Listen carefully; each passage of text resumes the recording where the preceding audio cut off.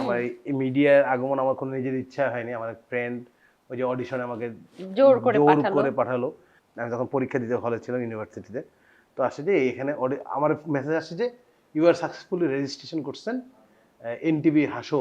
আমি ভুলে মেসেজ আসছে, আমি দেখেছি। কিছুক্ষণ পর ফ্রেন্ড ফোন দিছে, মেসেজ গেছে আমাকে, হ্যাঁ কি এটা?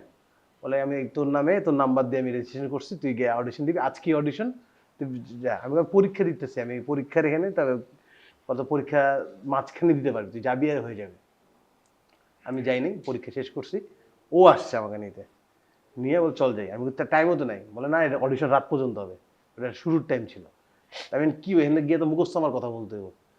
পরে ও বসে গুগল সার্চ করছে যোগ, তো যোগ সার্চ 10টা যোগ সে আমার জন্য সিলেক্ট করছে, বলছে এই 10টা তুই বলবি, তোর মোবাইলে পাঠিয়ে দিছি।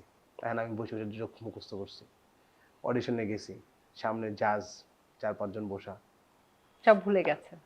ভুলই নেই, আমি না পুরো রিল্যাক্স, আমি এদেরকে হবেই না, হুদাই এখানে নিয়ে আসছে, আমার সময় নষ্ট কতগুলা, এতে আড্ডা দিলে ভালো হতো। আমি গেছি কোনো যেগুলো বলছে আমি নিজের মতো করে এই বলছি কতগুলো, কি আমার যোগ মনেও নেই 10টা কি। বলছে যে আর কিছু আছে? আমি বলছি, না আমার কাছে আর কিছু নাই, এই কয়টাই আমি মুখস্থ করে আসছি। ঠিক আছে, থ্যাংক ইউ। আমিও থ্যাংক ইউ।